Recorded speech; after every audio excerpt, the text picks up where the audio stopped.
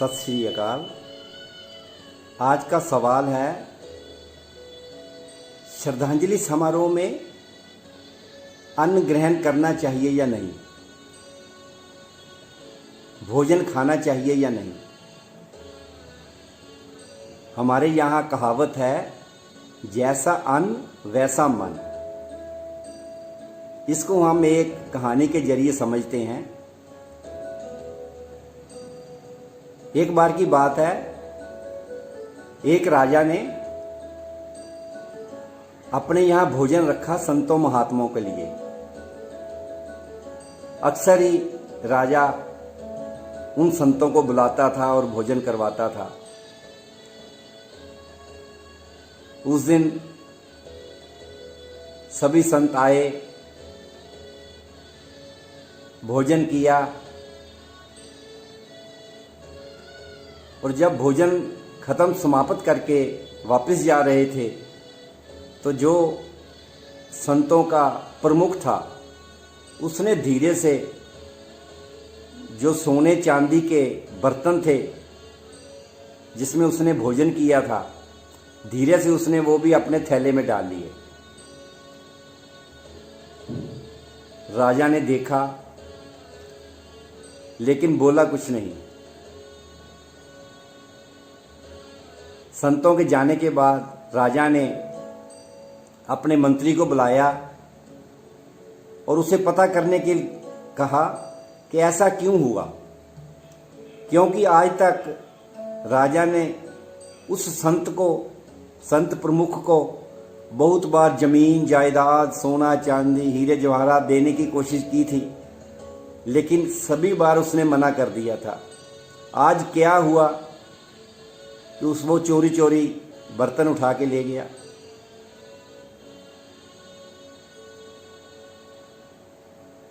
कुछ देर बाद, कुछ दिनों बाद उस संत ने बर्तन वापस भेज दिए। इधर मंत्री तहकीकात कर रहा था। उसे पता चला उस दिन जो भोजन परोसा गया था वो कुछ दिन पहले एक डाकू को पकड़ा था, और डाकू से जो भोजन अन्न प्राप्त हुआ वही अन्न से उस दिन भोजन बनाया गया और वही अन्न संतों ने खाया। और उस अन्न का प्रभाव देखिए,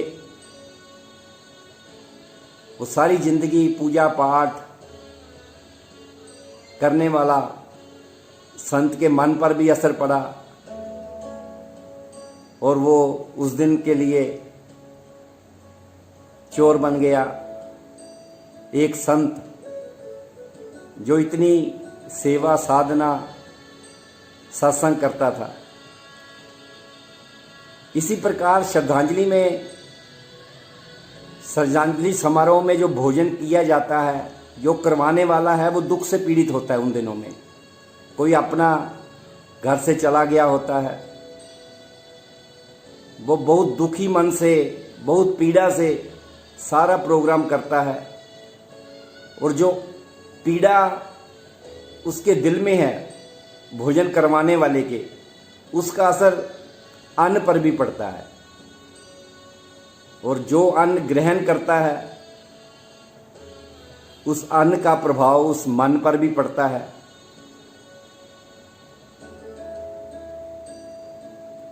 भोजन कराने वाला जिस दशा में होता है, दुख में, पीड़ा में, निराशा में, वो भोजन के जरिए भोजन खाने वाले पर भी पहुंचती है। इसीलिए कहा गया है, जैसा अन्न वैसा मन। इस अवस्था में कभी भी भोजन ग्रहण नहीं करना चाहिए।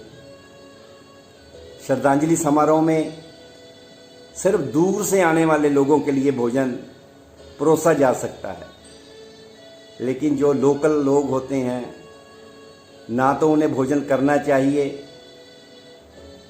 और ना ही परोसा जाना चाहिए। मेरा ऐसा मानना है। बाकी जैसा किसी को अच्छा लगे वैसा कर सकता है।